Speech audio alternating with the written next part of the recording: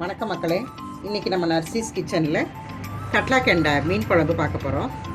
வாங்க எப்படி நம்ம செய்யலான்னு பார்க்கலாம். தலையும் வாலும் குழம்புக்கு எடுத்துருக்கோம். இப்போ மீன் குழம்புக்கு சாம்பார் தூளியும் புளியும் சம அளவுக்கு உருட்டிக்கணும்.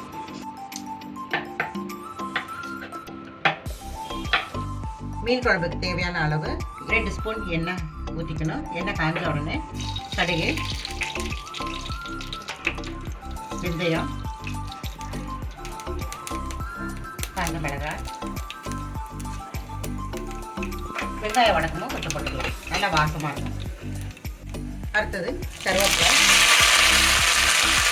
பூண்டு, சின்ன வெங்காயம்,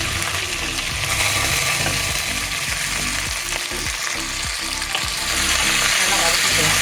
6 பூண்டு, சின்ன வெங்காயம் ஒரு 15 போட்டுக்கலாம். வெங்காயம் நல்லா வதங்கணும். வதங்கினதுக்கப்புறம் தக்காளி போடணும்.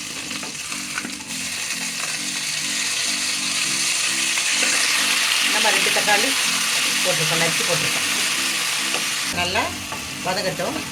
2 நிமிஷம் அதை மூடி வைக்கலாம். சாம்பார் தூளும் புளியும் உருட்டி வச்சுருந்தோம். அதை 2ஐயும் சேர்த்து கரைச்சிக்கிட்டு கொஞ்சம் உப்பும் சேர்த்து கரைச்சிருக்கோம். வெங்காயமும் தக்காளியும் வதங்கிடுச்சு. இப்போ புளி சாம்பார் தூள் கரைசலை ஊற்றுறோம். நல்லா கொதி வரட்டும். அடுப்பை ஹை ஃப்ளேமில் வச்சுக்கணும். மீன் குழம்புக்கு ஒரு முடி தேங்காய் அரைச்சிக்கலாம். நைஸாக அரைச்சிக்கணும்.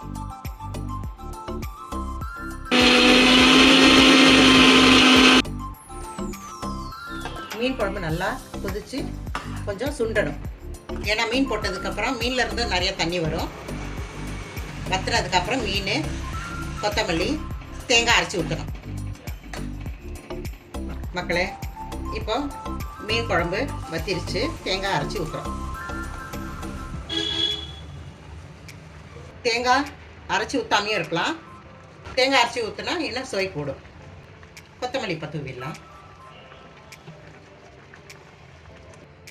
தேங்காய் அரைச்சி ஊற்றினதுக்கப்புறம் கொத்தமல்லி தழை தூவிட்டு மீன் துண்டு போட்டு ஒரு 5 நிமிஷம் வெந்தால் போதும். மீன் டக்குன்னு வெந்துடும். மூடி போட்டு ஒரு 5 நிமிஷம் விட்டதுக்கப்புறம் ஸ்டவ் நிப்பாட்டிடலாம். மீன் குழம்பு இப்போ நல்லா கொதிக்குதுமா. இப்போ மூடி போட்டு ஒரு 5 நிமிஷத்துக்கு விட்டுடலாம்.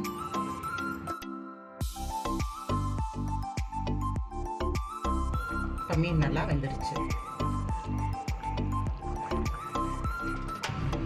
மீன் குழம்பு ரெடி ஆகிடுச்சு. வாங்க சாப்பிட்லாம். சூடாக சாதத்தோட மீன் குழம்பு அட்டகாசமான காம்பினேஷன். நர்சீஸ் கிச்சனை லைக் பண்ணுங்கள், ஷேர் பண்ணுங்கள், சப்ஸ்கிரைப் பண்ணுங்கள். எப்போவுமே உங்கள் சப்போர்ட் எங்களுக்கு தேவை. வாழ்க வளமுடன் மக்களே.